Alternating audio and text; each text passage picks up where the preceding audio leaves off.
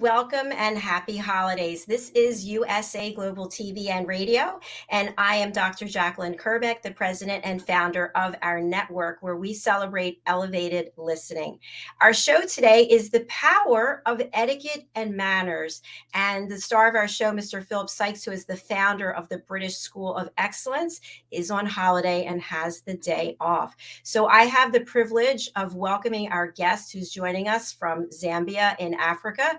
And our topic today is advocating for women and young people. Let's welcome our guest, Ambassador Mutinta. Hi, nice to have you here. Hi, nice to, of course, having me here. It's a privilege and I'm excited to be here. Yeah. I'm excited to have you here as well. So when you think about the fact that the name of the show is The Power of Etiquette and Manners, what would you say your role and what you're doing as an advocate fits in with that? Okay, so when you look at the title itself and how I, as a person, fit in, it's quite interesting that we as a people, we have power in our hands, and yet there are a lot of issues going on, and there are a lot of challenges that we get to find ourselves in, and yet we don't realize the power that we have to change all these challenges. So with this topic, of course, and also what the program is all about, I feel it fits in well on how best we can be able to actualize, like reach self-actualization for us to reach the power of etiquette. Yeah. Thank you so much. That makes perfect sense. So you're an educator, you're also humanitarian. You really care a lot about people and giving back. How did you get involved in advocacy work?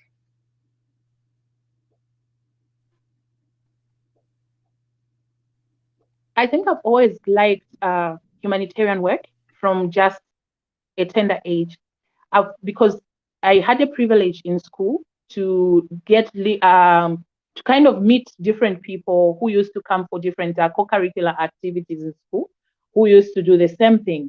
From there, I was so interested in what they were doing, but then actively, I think I ended up becoming a professional humanitarian worker, and also somebody that is interested in advocacy and all these other issues when I was in the university. Because even there, we had certain privileges of meeting different people coming for career talks. And that's where I took it so seriously. By the way, the same university where I was actually doing a bachelor's in education, of course, arts with education. So it kind of blended so well, because at that time I knew I was going to deal with young people, I was going to deal with women. But the side of dealing with women came strongly after I graduated and then got a certain training with, of course, Action Aid. They gave us a training, which was, of course, in activism. Then that's where I got so much interested in the things that I do now. Yeah. I really applaud you for the work that you're doing, because at least in my experience, what I found since starting this platform is that around the world, people are not all living the same type of life. And there are a lot of people who don't have a voice, that they desperately want to share what's going on with them. They want to help other people. And you are using your voice, and you're using it in such a fabulous way that I really want to congratulate you for that. Thank you very much for that. Thank you. You are welcome. So, as a human rights defender and as an advocate, what are some of the things that you have learned in these roles of helping other people? Um, One of the first things that I did was to first of all get to know myself, because in advocacy, it's not just because I'm passionate about something and I go out there to do it. It's about studying, first of all, the areas on which and what topic you would want to do and why you are doing it. So I realized, firstly, I have to know myself, to check if I have, of course, self esteem and confidence to stand in front of people and advocate for something that I feel it's going to help another person, or it's going to maybe inspire somebody. So that's one of the things I learned, first of all, knowing who I am and knowing my identity as a person. And later on, I realized that the lives that we have, the privileges that we have, it might be here in Africa, it might be in the US and Europe, they are different privileges, and but most one common thing that we have are these different challenges and problems that these people who are marginalized in the community are facing. It might be here in Africa, but then even in Europe, I'm sure, even in the US, we have marginalized people. So what's the common thing and what's the common ground? It's pain. So if you look at different cultures in different continents, they have one similar challenge, and that's, of course, the challenge of pain. So that's where I realized that this whole maybe journey that I'm about to take is not just for Africa itself. It's about all. It's about humanity and everyone out there who's in need of being given a platform. So, and other than that, I learned the skill of being teachable, because when you are teachable, you learn to relearn. You actually also unlearn certain things, and you also learn certain things. So that flexibility is something that each and every person out there who would want to take advocacy seriously and who feels they are activists, they are supposed to be teachable at all costs, because like they say, education is a long life process. So that's something I learned about my, like, the work that I do. Yeah. Thanks so much for sharing that, Ambassador. They are really key and important learnings. We do have some comments from Archana in Mumbai, India. Greetings to all. Thank you so much for being with us today. We appreciate it. And also, women is a symbol of power and has capabilities to change the world. Absolutely. Thank you for sharing that. Ambassador, you mentioned pain, and there's been more and more focus about mental health issues, mental health awareness.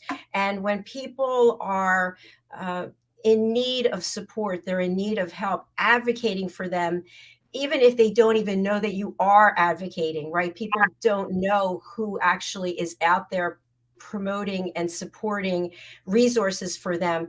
It's a tremendous responsibility, and yet you've embraced it and taken it on. And I'm wondering, how do you take care of yourself from a mental health perspective when you're seeing and advocating for people who are in so much pain?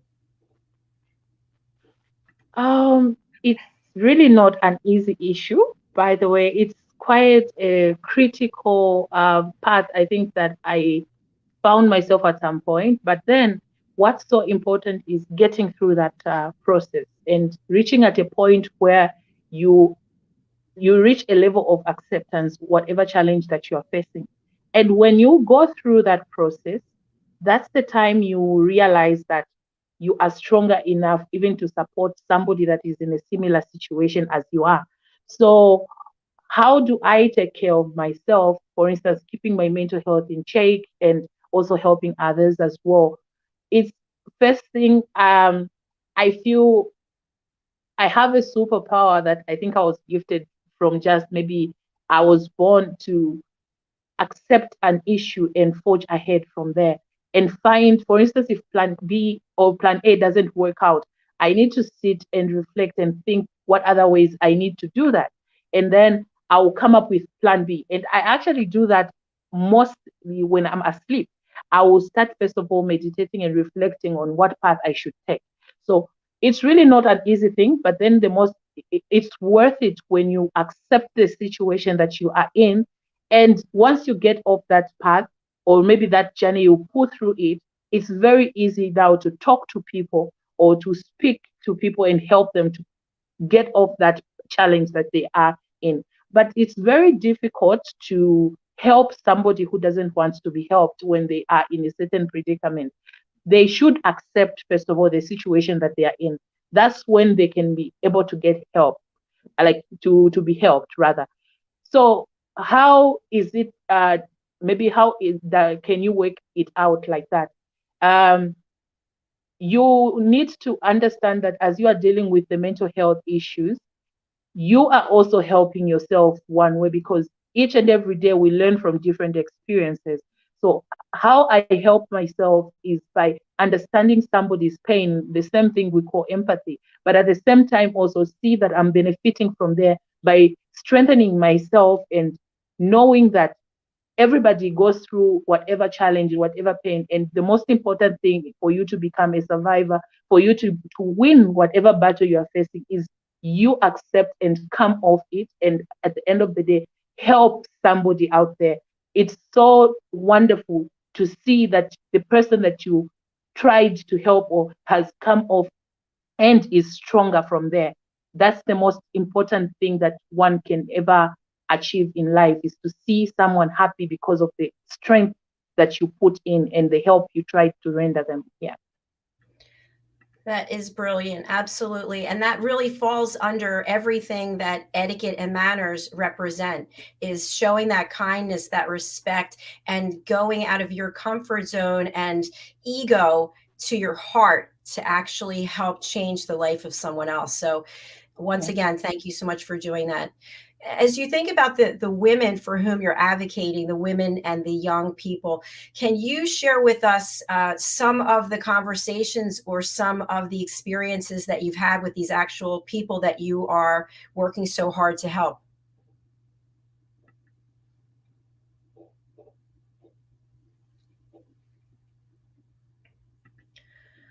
Looks like Ambassador might be frozen there. I think we will take a quick commercial break, and hopefully she will get back onto the Wi-Fi. All right, let's take a look at some of our sponsorships, and we'll be right back. Thank you. Kapayapaan, kapayapaan, kapayapaan. Diane Floyd Bame's A Song of Peace tells the story of a young lad named Tommy, whose fervent wish for peace on earth touches the hearts of his friends and family, spreads to his community, and eventually unites the whole world around making his dream of peace a reality for everyone. Sit down with the children in your life and share Tommy's amazing story of love and hope. Sing your own song of peace and invite the children to join you. Tommy's tale is more than just a story. It's a movement, and everyone's warmly welcome to take part. Kapayapaan, kapayapaan, kapayapaan.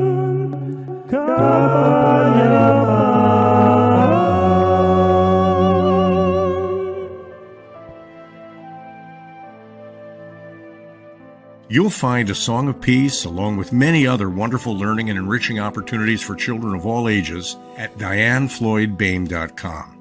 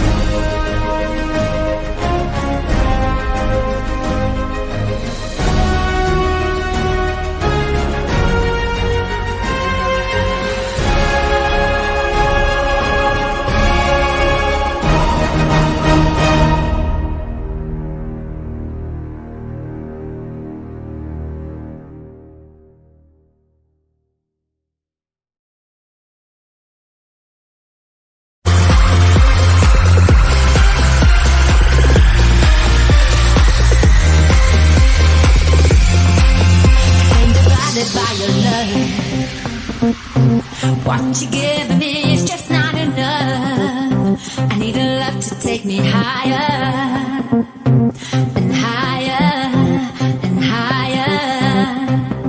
Every step I take, I feel more awake. Getting closer now, I feel so alive. Stopping me, this is how I live. Ever closer now.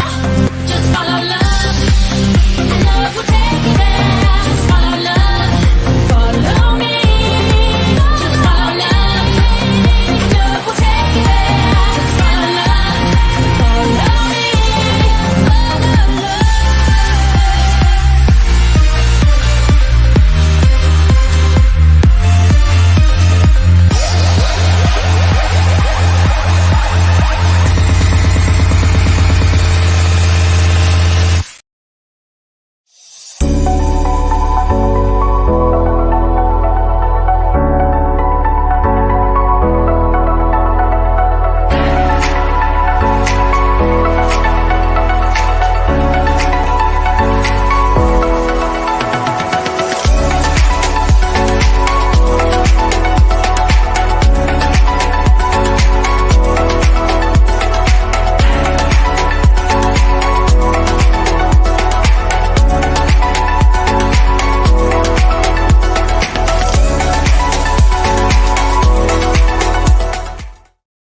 Hello, everyone, and welcome back to USA Global TV and Radio. I want to thank our sponsors, Diane Floyd-Boehm, who's one of our team members here, and also Dr. Madeline Chan, who is another one of our team members, and she is my vocal coach. And we do a lot of work together in the areas of listening. We have a whole selection of courses, so educational courses on the power of listening.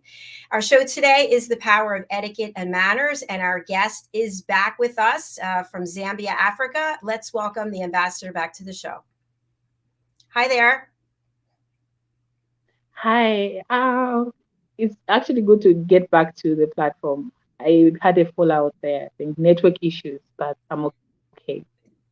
Well, we're very grateful for technology. It is incredible where I am in the United States and where you are in Africa, and we're able to have this conversation, which really brings the point up that in many ways, if we are sheltered and we don't have access to a computer or phone or any type of device where we can see what's going on in the world, we think everyone's like us. And we think that what we think is so important and maybe what other people think is not. And when you have curiosity and interest in mankind and humanity, and you have access to platforms like this where we can come together, you realize that there are other people in this world and they matter more than just you yourself. It's all about us coming together. So I love the work that you're doing. And I just want to talk a little bit more about the people for whom you are advocating. So you're advocating for women and for young people. Can you talk a little bit more about them? Yeah, it's quite very interesting that we have a platform like this one that brings different people from all sorts of cultures together. And mostly when we speak about women and young people, social media is a very powerful tool. Of course, it helped us even during COVID, where we saw the world shutting down and everybody, they were passing through different things. But in social media, internet kept them going. So it's really interesting on how we need to look at social media to be a very powerful tool. And of course, we are miles apart, but yet we can sit here and talk about how best we can help the world in terms of advocating for women. So for me, I looked at it, I think my passion grew more during the COVID period on how best I could use internet to speak about issues that really matter, mostly for young people and also for women. So there is actually a coming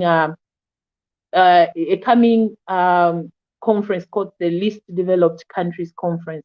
That's a period like we are going to speak about challenges and issues that we are facing as, of course, like coming from a developing country. So having social media and everybody, of course, here both all the marginalized, those including people with disability, women and young people. It's actually a plus that we're going to be getting the statistics of everyone, despite where they come from. At least we can have a good number of people airing out their issues and then speaking them on that biggest platform. Of course, it's a global platform. Of course, the LDC5 coming through. So as a young person who's going to be there and who's going to speak about and tell the story of where I'm coming from and how we are working towards it, it's a plus also to be here at this platform to just speak about the challenges that young people are facing around the world, in Africa inclusive. Yeah. We wish you all the best with that speech. That's really a significant accomplishment. And when we think about young people across the world and the fact that for 2+ years, their life was dramatically changed and they were in isolation in many ways, maybe dependent on devices. There wasn't that social interaction. There wasn't the ability to go to school, et cetera. And then you put on top that they're in countries where they don't have a voice, where they don't have anyone who can bring them the resources that they need, basic human needs. I know we've interviewed several people who are running charities or they're running orphanages for young people, for children. They don't even have running water. And it's just heartbreaking to think they're walking 3 miles to get water, bringing it back on their head, and then the water has to be boiled. And if the people who are advocates for them weren't doing what they were doing, they wouldn't have a voice. So what have you found specifically as a result of the pandemic? Social media in some ways is really good, but then in other ways, it can bring on feelings of sadness or loneliness, or I'm not enough, or I don't have enough. What have you experienced?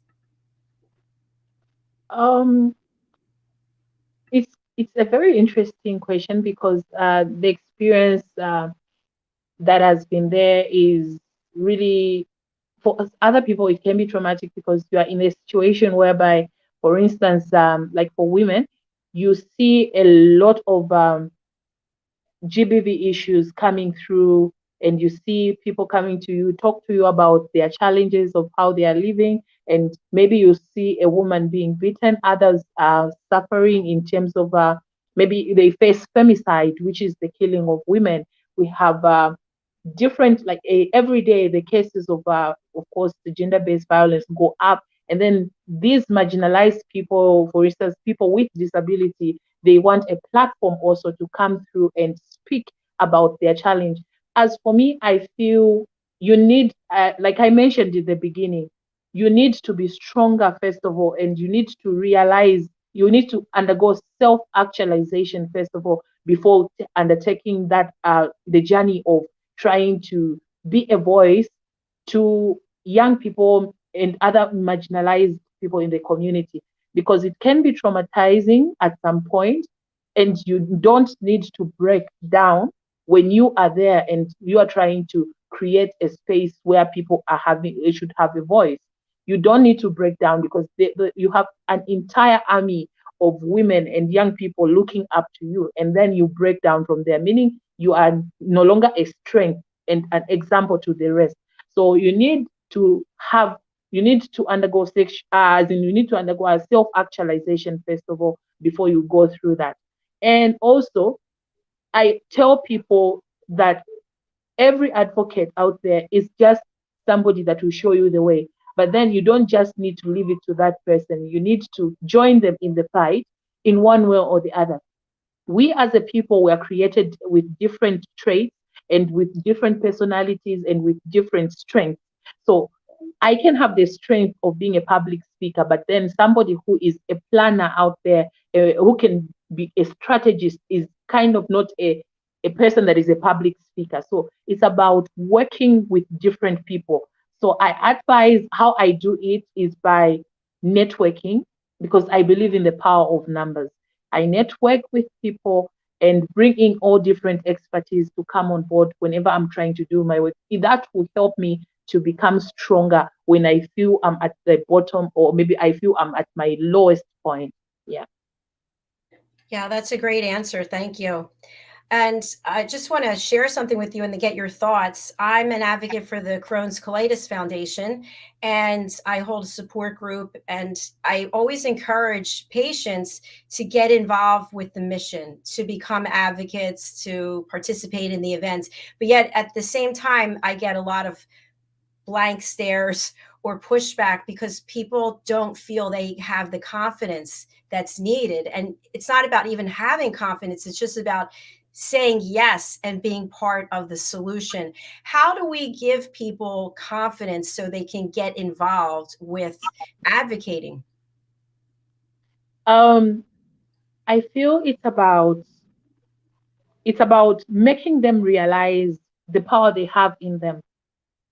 So it's very difficult. It's very difficult to bring somebody who is actually maybe going through something and putting them there and say, get involved, because they are facing a different, they're at a different stage rather. But then how do we get them involved? It's by making them realize who they are. It's about realizing the power they hold and showing it to them that it is possible for them to join in the fight, to join in seeing a better world. And if they tend to look at it in that angle and they tend to realize their purpose, then believe me, they will be able to come through and support. And also, as they are joining in, you explain to them what advocacy is and who is a smart advocate. So as we are trying to recruit people to become advocates, we should be smart advocates. So as for people that might not really have an idea of what a smart advocate is, like there's that word, the smart word, the systematic, measurable, attainable, realistic, and time bound. So if you make somebody realize of who a smart advocate is, they will tend to join in and they will fight together with you. They will bring in whatever expertise that they have, and it won't be difficult for them. And the most difficult thing that, or maybe challenge that we try to we face as making people realize of maybe being part of advocacy is we are at that stage of where we want to make them be another person. For instance, we want to create a photocopy of another person. So you need to make them realize that they can be who they are. They should be who they are at the end of the day. Bring in anything that they feel is special and can help in the fight. They don't need to be like anybody else. Identity, self-identity kind of is very important in every advocacy issue. Yeah. Yes, definitely. I agree with you there. And I think also people are reluctant to get involved because they think someone else is doing it. For example, cleaning up the planet, sustainability. People are like, oh, let the next generations handle it. Advocating for women and young people. Oh, she's doing it. Why do I need to do it? We need to come together to support one another. And what I'm wondering is, how can our audience, whether they're watching now on the live or listening on the live or on the replay, it'll be out there forever, how can people support you and the work that you're doing? In terms of support, of course, people have got their different objectives that they are having in their of course, maybe organizations, different institutions, and so on. But then how can they join in the fight, or maybe in advocacy? They can support in different ways, of course, because of course the project needs running, it needs finances to run. So definitely, in terms of finances, anybody that feels they could help out for us to reach out even to the marginalized in rural areas and also in our communities, definitely financial help would be a plus. And also in terms of I work with different young people who would want to learn certain skills, but then we have, of course, people that do businesses, and of course the rest of young people and other women, they can't manage to pay that. So in terms of help, how they can help out is by maybe creating free mentorship spaces for these people to join in, and maybe availing them to different opportunities also that could help out in making sure that the world becomes a better place. And also, like the platform that we are in right now, it would be very nice to see a number of women coming through also to be part of this platform that has been created, of course, by you and the rest of the team. So for me, I'll be, of course, right now, I think people will be able to watch it on my Facebook page, and others I'll share it. And of course, they will ask me on how best they could be part of the platform like this one. So it will just be me helping and telling them, say, okay, this is what I did for me to be there, and so on. So if there are a lot of people that have different platforms to help out, bring in different people who have issues, and creating a platform for a voice to be raised, that would really, really help, and it will create a big support for everybody. Yeah. Thank you, Ambassador. And you mentioned if people want to make donations, how do they actually do that? Okay, so they can follow me, for instance, on Facebook page. I'll be able to put the details there, of course, on how they can reach me. So my Facebook page, of course, is Mutinta Masowe, is like AMB is for Ambassador Mutinta Masowe. That's the Facebook page. And on LinkedIn, I'm Mutinta Masowe on LinkedIn, and also on Twitter, Masowe MU there. So that's how they can reach me.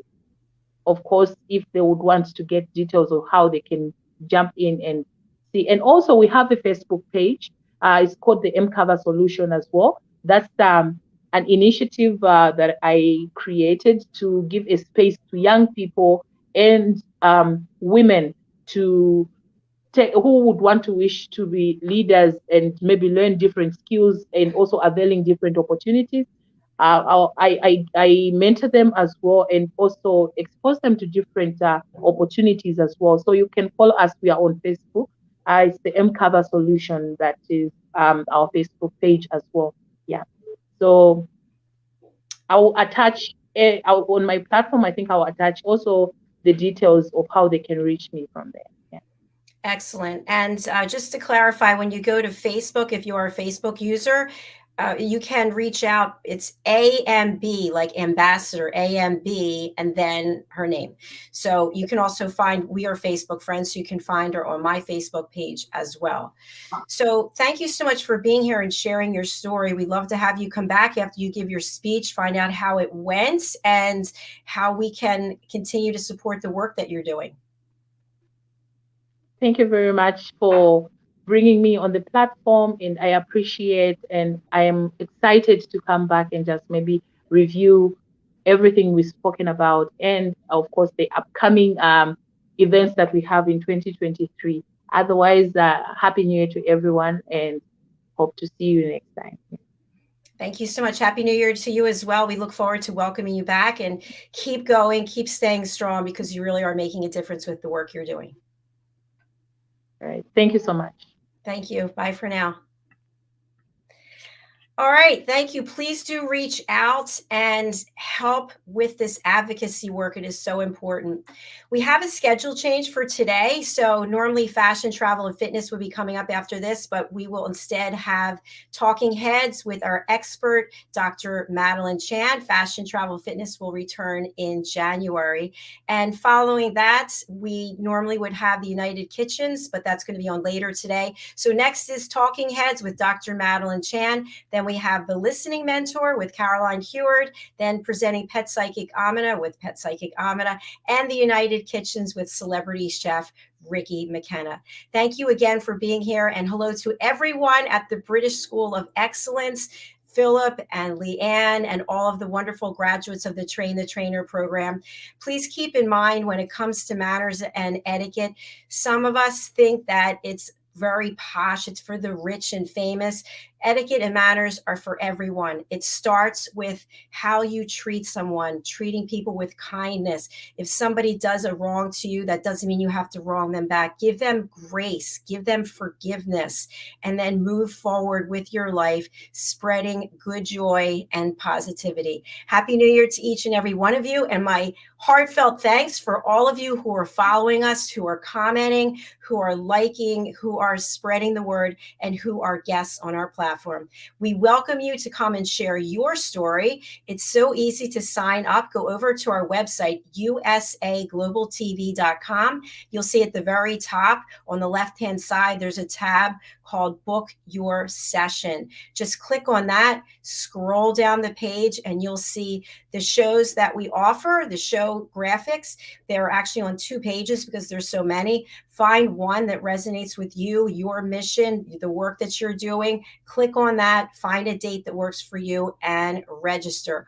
All the time zones are in Eastern time. So if you are in GMT, for example, you would add 5 hours. If you're in CET, you would add 6 hours, and so on. And that concludes our show for the day. Thank you again. We will be back shortly with Dr. Chan and her presentation on talking heads. See you all again soon. Thank you.